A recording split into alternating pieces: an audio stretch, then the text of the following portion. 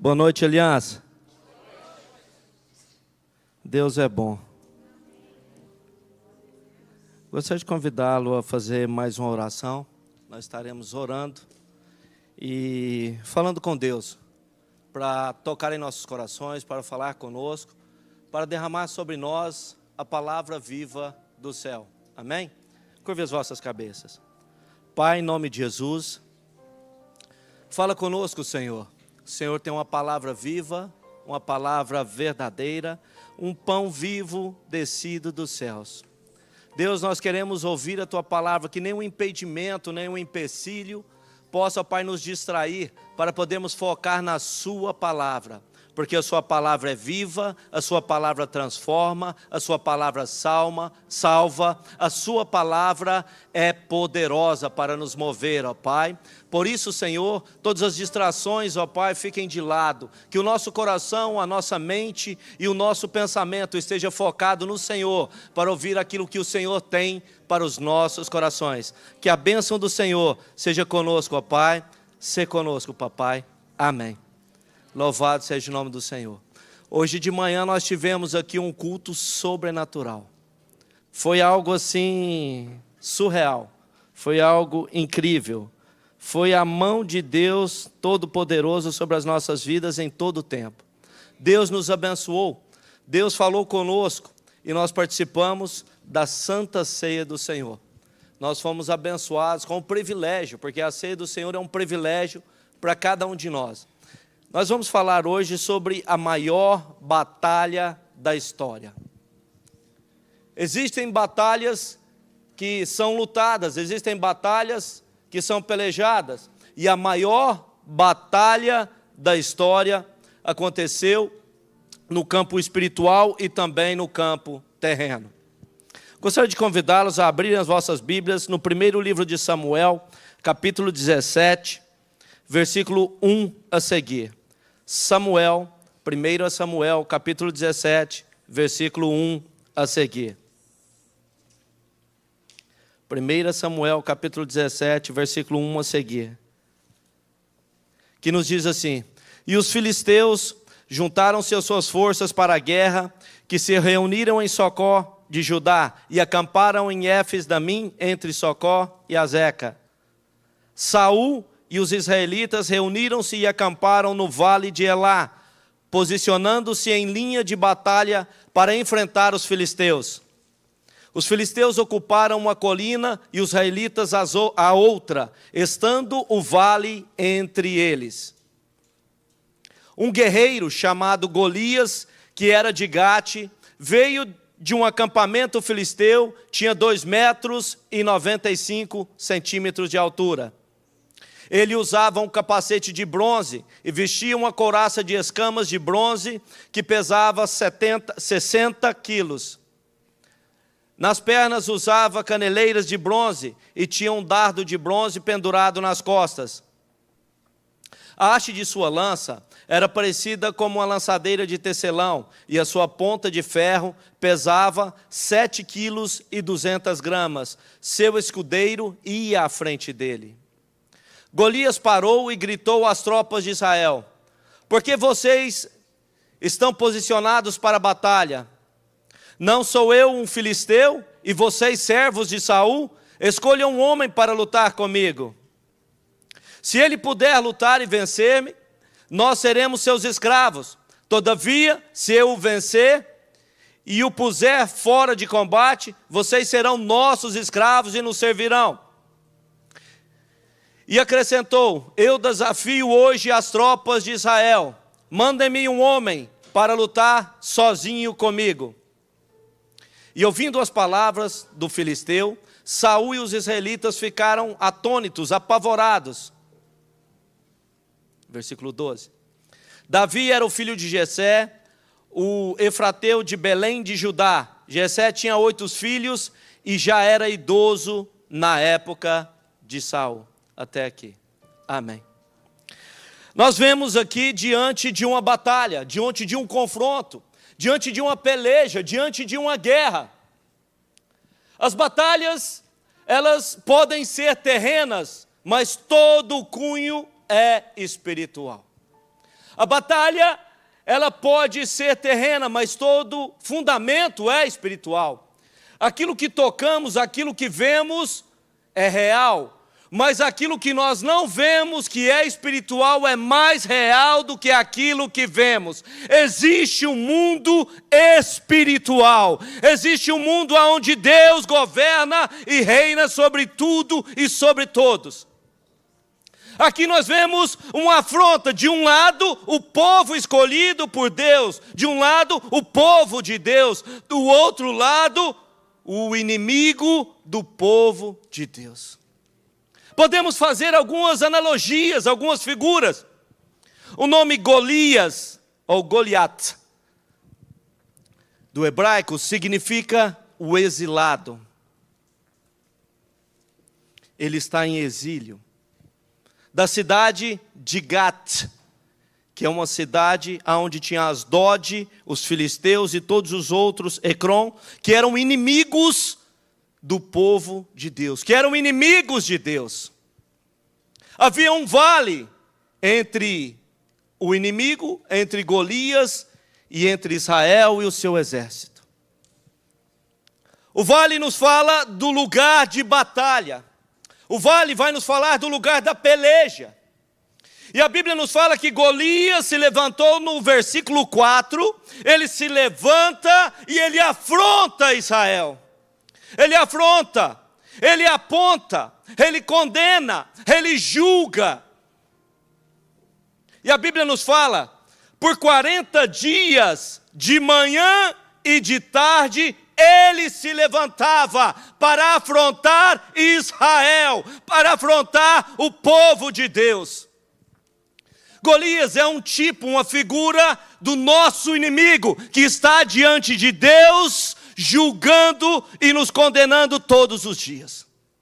Golias simboliza o diabo e as suas hostes malignas que se opõem a Deus.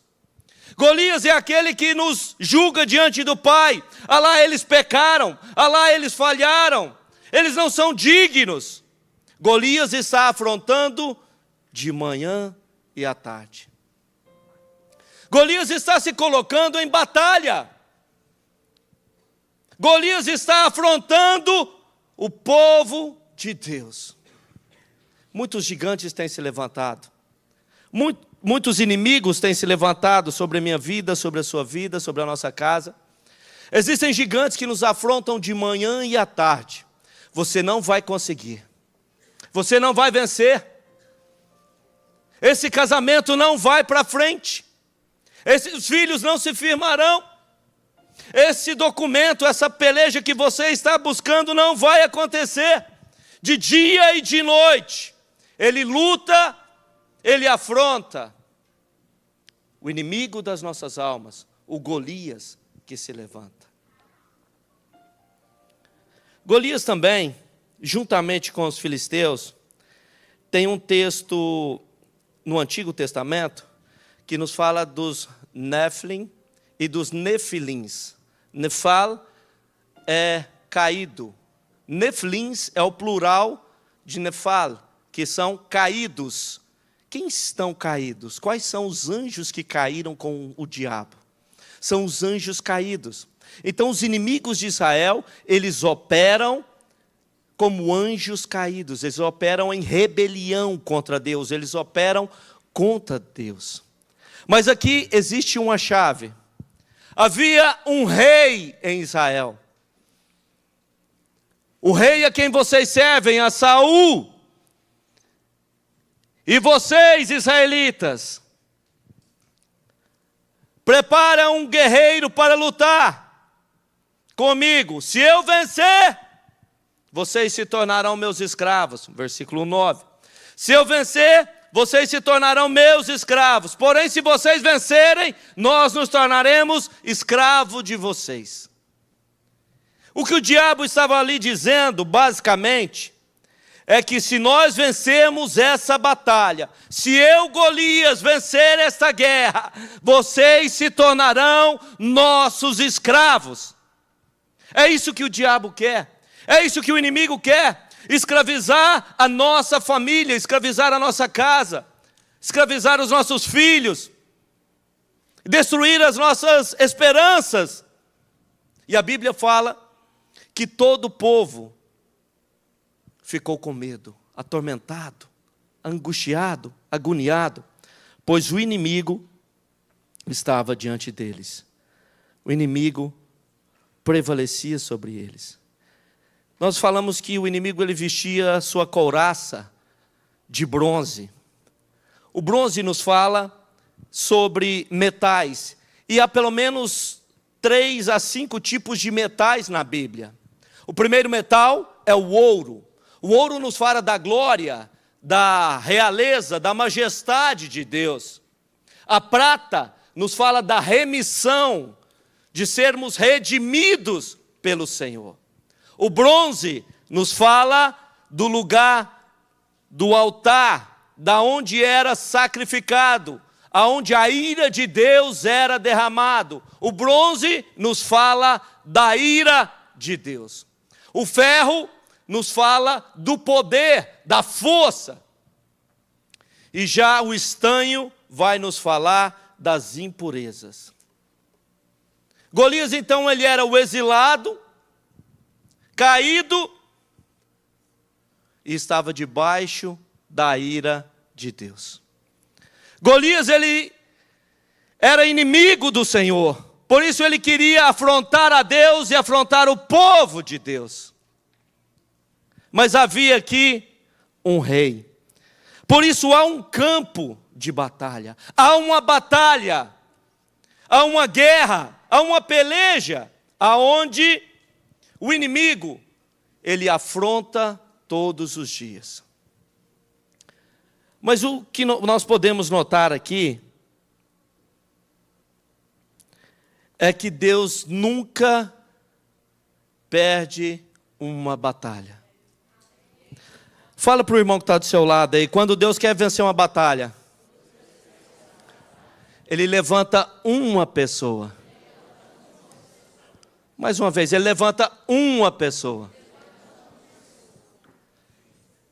O mundo estava perdido em pecado. Não havia mais o que fazer. Gênesis capítulo 6, versículo 9. E viu Deus que o coração do homem, os pensamentos do seu coração eram continuamente maus, e se arrependeu Deus de haver feito o homem e enviou o dilúvio. Deus levantou um homem. Deus escolhe criar uma nação, formar um povo. Deus procura na terra de Ur dos Caldeus e escolhe um homem, Abraão. Deus vê agora esse momento que está acontecendo, essa guerra, essa peleja, alguém afrontando o Deus de Israel, e Deus escolhe um homem. Quem ele é? Me ajuda aí. Quem ele é? Mais uma vez, quem ele é? Davi. Quando Deus quer mudar a sua casa, Ele vai escolher um. Quando Deus quer mudar uma história de uma nação, Ele vai escolher um homem que ama Ele, um homem que busca a face dEle, um homem que está na presença dEle, e com esse homem, Deus vai fazer milagre. Deus vai transformar, Deus vai mover, porque Deus não faz nada sem a nossa participação. E aí Davi, ele foi ungido por Deus. Repete comigo, ungido. Havia um rei, sim ou não? Saul era o rei. Saul e o seu exército estavam tremendo e temendo na presença de Golias. Agora, nota comigo. A palavra do Senhor vai nos falar que Davi estava no campo cuidando de ovelhas. Não é verdade? Sabe o que eu aprendo aqui? Eu aprendo aqui que para Deus fazer grandes coisas na sua vida, você não precisa estar em destaque. Quando você está fazendo as pequenas coisas, cuidando do rebanho do Pai, cuidando das ovelhas do Pai, Deus está preparando o seu lugar de glória. Deus está preparando o seu lugar de honra. Deus está preparando o dia da sua vitória. O Golias que se levanta diante de ti não é para te derrotar, mas para te promover. Não é para que você venha ser envergonhado, mas para você ser exaltado. Davi, ele luta com o leão, com o urso, e agora ele vai lutar com Golias. O leão nos fala do diabo.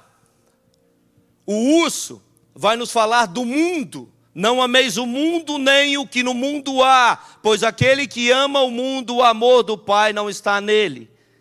Agora Davi vai lutar contra Golias, contra a própria carne. Porque ter medo não é pecado. Todos nós temos medo de alguma coisa. Medo do fogo, medo de se afogar, medo de cair de um lugar alto. E o medo, de certa forma, é bom, ele nos protege. Mas ficarmos paralisados por causa do medo, nós estamos dando poder à carne para dominar sobre nós. E agora Davi, ele venceu o mundo, o diabo, e ele está prestes a vencer a carne. As nossas lutas, as nossas batalhas não são armas carnais. Nós lutamos com armas espirituais. A nossa batalha não é física, a nossa batalha é espiritual. A nossa batalha é nos céus. Nada nos é dado na terra se primeiro não nos for dado nos céus. Primeiro é do alto, depois é terreno. Nós recebemos do Senhor autoridade e poder.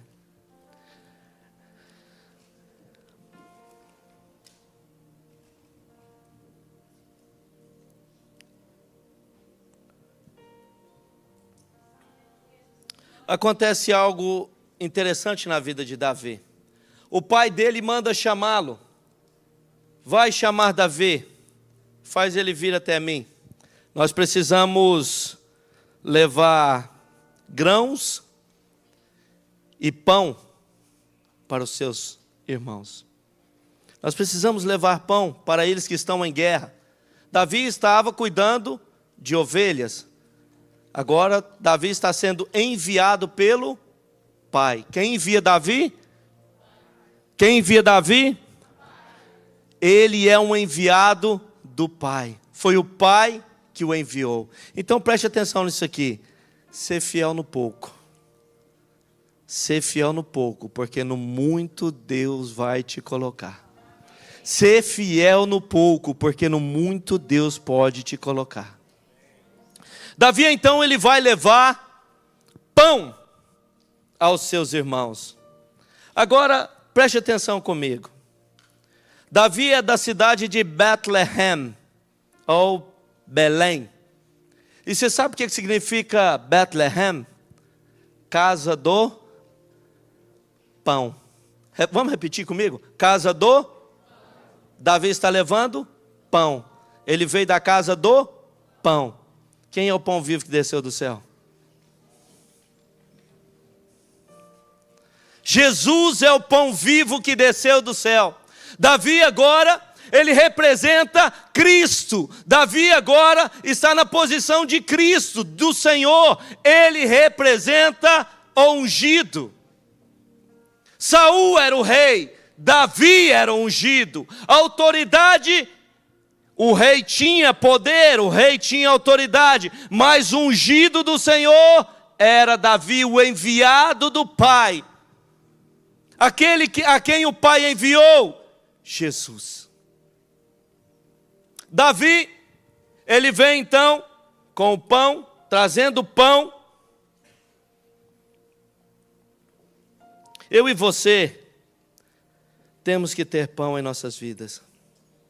Se você vai na casa do pão, se você é da casa do pão, você tem pão e você carrega pão. Aonde nós chegamos, nós temos algo para ofertar, algo para doar, algo para falar, algo para levantar. Nós temos a palavra do Senhor, nós temos pão. Você tem pão, mesmo em tempo de guerra, tem pão na sua casa. Mesmo em tempo de batalha, você é colocado numa posição de bênção. E sendo fiel no pouco, Deus vai te pôr no muito. Veja só o que acontece com Davi. Davi chega então ali. Davi, agora o enviado do pai, ele ouve falar daquela peleja, ele ouve falar daquela guerra. Ele ouve falar que ali está acontecendo uma batalha. Ele entrega o pão aos seus irmãos. E aí ele está ouvindo, e o que se fará aquele que vencer esse gigante? O que se fará aquele que ganhar essa batalha? E o irmão dele, Eliabe, ouve e age duramente com ele. Você é um pastor, o que você está fazendo aqui? E aí Davi tira a sua ira, tira o seu furor de Eliabe, porque Davi sabe o seu propósito. Davi entendeu o seu propósito. O propósito de Davi é glorificar o nome do Senhor. O Espírito Santo testifica que nós somos filhos de Deus. E o Filho glorifica o nome do... O Filho glorifica o nome do Pai. Então Davi fala assim, espera aí. Vamos ganhar o quê com isso aqui? A recompensa vai casar com a filha do rei, vai receber riquezas e vai ficar isento de imposto para o resto da vida. Irmão, olha só a oportunidade. O meu gigante, o seu gigante, a minha batalha, a sua batalha, nada mais é do que o nosso lugar de promoção. Nada mais é do que o lugar onde Deus vai nos exaltar, onde a chave vai virar, onde nós vamos vencer, onde nós vamos avançar. É a nossa promoção. Davi olhando para aquilo, ele fala assim, rapaz, 40 dias, esse gigante afrontando esse povo e ninguém se indignou, eu me indigno. Davi se indignou. Sabe aquela revolta? Revoltar não é legal não, mas tem hora que a revolta é necessária. A indignação é necessária. Sabe quando a pessoa está passando aquela prova, aquela dificuldade, aquela luta, não sobra dinheiro para nada, ela está naquela peleja. Se ela ficar comfortable, se ela ficar confortável, ela vai ficar naquela vida. Agora, se ela se revoltar, se ela se indignar, ela vai procurar uma escola melhor, ela vai procurar um trabalho melhor, ela vai procurar se qualificar, ela vai mudar de emprego, mas ela não vai aceitar a situação. Então Davi ali, ele fala, epa, peraí, agora é minha vez, a partir de agora, eu vou lutar contra esse gigante. Eu vou contra esse gigante. Agora o interessante de Davi é que ele usa uma arma, e a arma dele não é terrena, ele usa a arma espiritual. O texto vai nos falar que Davi, ele pega o seu cajado, ele pega a funda e ele pega as pedras, e ele vai lutar contra o gigante. Antes dele ir lutar contra o gigante, Saul o chama, e Saul fala para ele, ei, vista as minhas armaduras. As armaduras de Saul eram armaduras de bronze. Repita comigo, bronze. O bronze significa o quê? Juízo de Deus, a ira de Deus. Golias estava debaixo da ira de Deus. Saul era o rei, mas também estava debaixo de juízo de Deus. Davi não podia usar as mesmas roupas de Saul, porque Davi não é aquele que está debaixo da ira, mas é aquele que é ungido de Deus. E o que é ungido de Deus, ele luta com as suas próprias armas. O que é ungido de Deus, ele veste as suas próprias roupas. O que é ungido de Deus, ele não vai confiado nos armamentos, nas estratégias, ele vai confiado naquele que o chamou, ele vai confiado no Senhor, ele vai confiado em Deus. Oh, aleluia! E então Davi, ele vai pelejar contra o gigante. Quando Davi chega para pelejar contra o gigante, todos sabem a história, o gigante vem contra ele, Davi olha para o gigante, Davi fala, 1 Samuel capítulo 17, versículo 45, tu vens contra mim com espada, lanças e dardos, porém eu vou contra ti, em nome do Senhor dos exércitos, a quem tu afrontastes, o Deus de Israel, a quem você desafiou. Em momento nenhum Davi fala, eu vou no nome de Davi, não, eu vou no nome do Senhor. Essa batalha é do Senhor. Você afrontou o Deus vivo de Israel. É o inimigo se levantando contra Deus, e o inimigo vai cair por terra. Oh, aleluia! Davi então, ele vai com a arma chamada fé. Se a sua arma é a fé, e você está batalhando as batalhas espirituais, descanse em Deus. Ainda que seu inimigo seja gigante, ele vai cair por terra. Ainda que se levante o inferno e a morte, ele vai cair por terra. Ainda que digam todo dia, vocês serão escravos, vocês vão perder, vocês vão ser derrotados. Deus é a nossa vitória. E todos conhecem o texto, fala que Davi lançou aquela pedra, o gigante caiu, Davi pegou a espada do próprio gigante, porque com a arma do inimigo, Davi venceu a batalha. Davi é uma figura de Cristo, sim ou não? Davi é uma figura de Cristo. Na tipologia, Golias é o diabo, Davi é Cristo, e o pai de Davi que o enviou é Deus. Há uma tipologia. Houve a primeira batalha, Golias, cujo nome é exilado. Tem um historiador que ele vai falar que Davi, ao vencer Golias, ele veio, e quando ele cortou a cabeça de Golias, Abner pegou no seu braço e o levou até Saul. Quando Abner levou Davi até Saul, a gente vê Davi sendo promovido por Deus. Davi agora está sendo exaltado pelo Senhor. Davi agora está sendo honrado por Deus, porque após vencer a batalha que Deus venceu por ele, alguém pega na mão dele e fala, agora eu vou te levar na presença da maior autoridade aqui, você vai receber a sua recompensa. Da mesma forma, Cristo Jesus, assim como Davi arrancou a cabeça, esmagou a cabeça de Golias, há uma profecia em Gênesis, ao qual o filho de uma mulher pisaria a cabeça da serpente. Jesus na cruz do Calvário, ele vence a morte com a própria morte. Davi, ele mata Golias com a própria arma do inimigo, com a espada. Assim Deus, Jesus Cristo, ele vence o diabo com a sua própria morte. A morte agora foi vencida. Ó morte, onde estão os teus grilhões? Ó morte, onde está o teu poder? Ó morte, cadê a sua força? Porque Jesus ressuscitou e vivo está para todo sempre. Ele vive. E agora a morte não mais tem poder sobre os filhos de Deus. Ela é apenas uma passagem.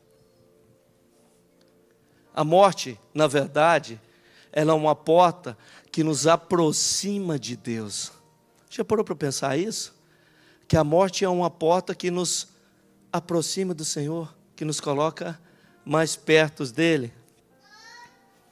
O trabalho de Jesus foi um trabalho extraordinário. O último versículo do capítulo 17, o último versículo, versículo 58, vai nos falar algo. Preste atenção. 1 Samuel 17, 58. Saul lhe perguntou: quem você é, filho, meu jovem? Respondeu Davi: sou filho do teu servo Jessé de Belém. Aleluias. Toda a obra da vitória de Jesus foi para revelar o Pai. Você é filho de quem? Sou filho de Jessé. O que Jesus fez com que o Pai dele fosse reconhecido. A obra da salvação fez com que Deus fosse revelado a todos nós. A vitória sobre Golias fez com que Jessé fosse revelado. O Pai é revelado no Filho, que nos dá a vitória, que nos garante a vitória.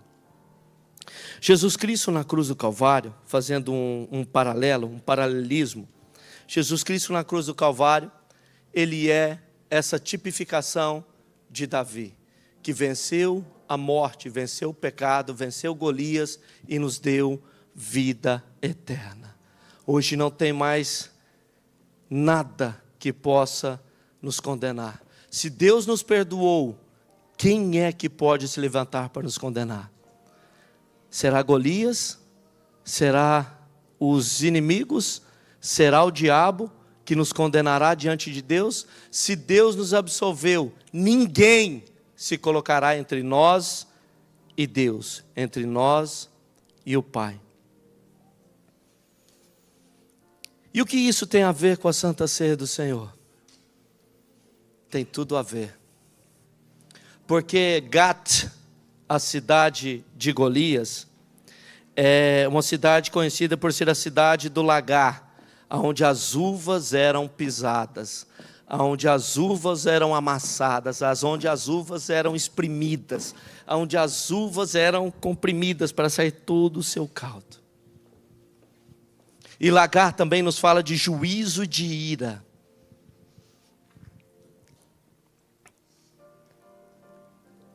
A ira de Deus está sobre aqueles que estão afastados do Senhor. A ira de Deus, ela era para recair sobre os meus pecados, sobre os nossos pecados. Mas levantou-se alguém que foi para esse lugar, Jesus Cristo. Ele recebeu a ira que era para vir sobre mim, sobre você. Eu e você tipificávamos Golias, afastados, exilados, longe do Senhor. Mas Jesus na cruz do Calvário, no lugar de lagar, Ele recebe a ira de Deus, para que nós pudéssemos receber a graça, a bênção, a liberdade, a justificação, a santificação. Porque no Senhor, Ele nos faz justos e santos. O castigo que era para vir sobre mim, estava sobre Ele. O lagar, a ira de Deus que era para ser derramada sobre a minha vida, foi derramada sobre a vida dele, para que eu e você pudéssemos participar da mesa. Na mesa do rei, depois que Davi foi ungido, ele foi servir Saul por muitos anos, para depois ele se tornar rei. Mas quando ele se tornou rei, ele pediu para fazer uma revisão nos seus livros e mandou chamar Mefibosete, que era o último descendente da casa de Saul. Agora note aqui, todos os reis, quando eles chegavam ao poder, o correto e o natural era matar toda a casa dos reis antecessores, para que não se levantasse ninguém em rebelião para tentar tomar o seu reino. Davi, ele vai agir diferente. Ele manda procurar alguém da casa de Saul, de Jonatas, e eles vão atrás desse homem e acham Mefibosete, lá em Lodebar, uma cidade lá no fim do mundo. Lá no nem Goiânia, nem Trindade, fica no nem. E aí ele acha esse moço, e aí manda o recado: o rei quer te ver. Pensa comigo, o que passa na cabeça de um jovem desse? Vamos, como diz o pastor Éder aqui, vamos fazer aqui uma conjectura, vamos viajar na maionese. Espera aí, todo rei que tem uma casa de rei que era anterior, manda matar tudo. O rei está me chamando, vou morrer, é hoje, meu Deus, acabou. Já estava ruim, já morava longe, já estava na dificuldade, já estava na prova, já estava na miséria, já estava passando toda a dificuldade, com as pernas tortas, com as pernas quebradas. Agora só falta a morte. Mas quando ele chega, o rei fala para ele, senta-se à mesa. Porque se assentar na mesa, ninguém vê nossos defeitos, nossas pernas tortas, todos se tornam iguais. E aí o rei fala para ele, manda restituir tudo que era da casa de Saul, tudo que era da casa de Jonatas, para Mefibosete. E a partir de hoje, você vai sentar na mesa comigo todos os dias, aleluia. Jesus é lindo, Jesus nos pega, Jesus faz de nós, pela sua misericórdia, pela sua bondade, pela sua graça, Ele nos coloca na mesa, e aqui é uma restituição de riqueza, restituição de pertencimento. Ele volta à mesa, Ele volta à casa, Ele volta à presença do Pai. Eu e você somos esse Mefibosete. Nós voltamos à mesa, voltamos à casa, voltamos à presença do Pai. E Ele nos restituiu com todas as riquezas terrenas e celestiais. Você é abençoado pelo Senhor. Amém? Glórias a Deus. Gostaria de convidar os irmãos a se colocar.